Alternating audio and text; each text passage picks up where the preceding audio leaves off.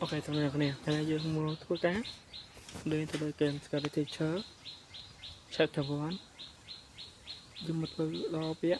Dead Harry để Bad Harry để bắt đầu sợ. Sẽ có khuyến là rõ tại mà đâu. Tôi lấy cái này. Mr. P is crazy. But both with her hand. Let's speak where in hand the most. Has something in her. Sapu to run in her hair. Bài thay dương dương sapu đài miền chiết axit. Bài thay thôi sọc quẩn. Rõ tại mà đâu.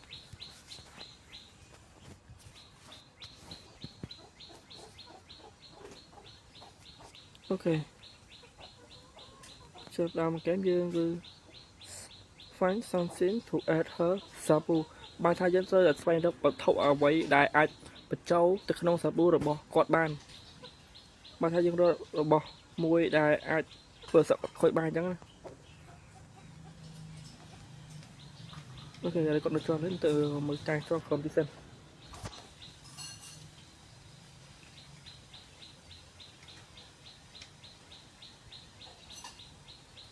អត់មានទេឈៀងដល់នេះ Hammer nhiều quá. Ok, rồi nè, ở đây với tôi có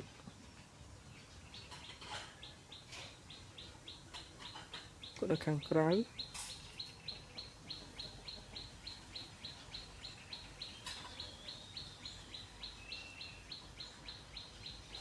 mấy tôi có được hàng nơi cho mời tôi lại bathroom xem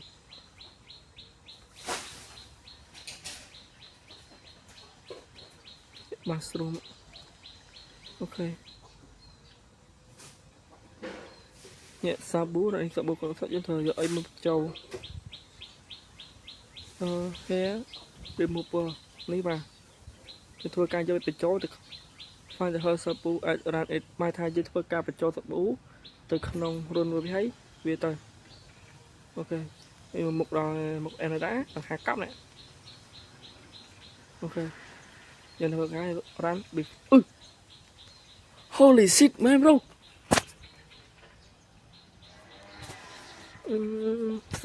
sorry đó thì nói chuyện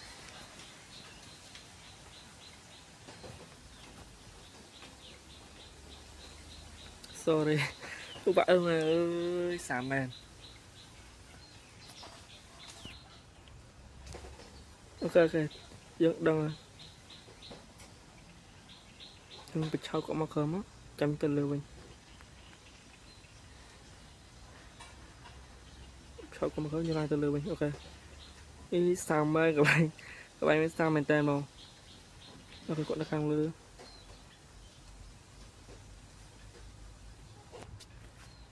tôi chỉ là kháng đi ok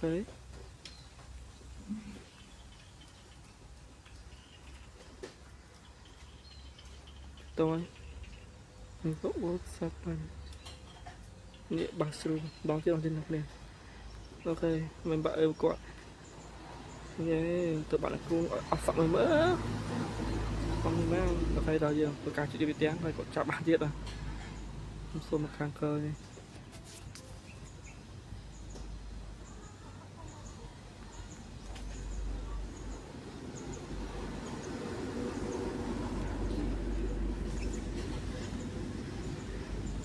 cửa hàng phải cái nước mưa sạch em mà bây giờ cái sắp tay hừa là biểu năng em không đấy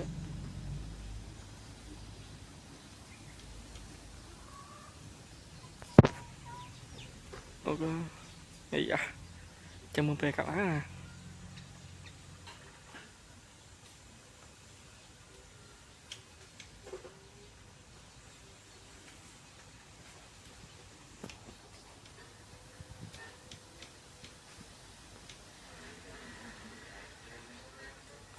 từng ngào tên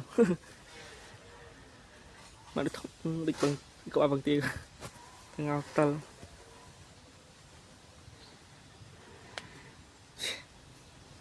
mua ba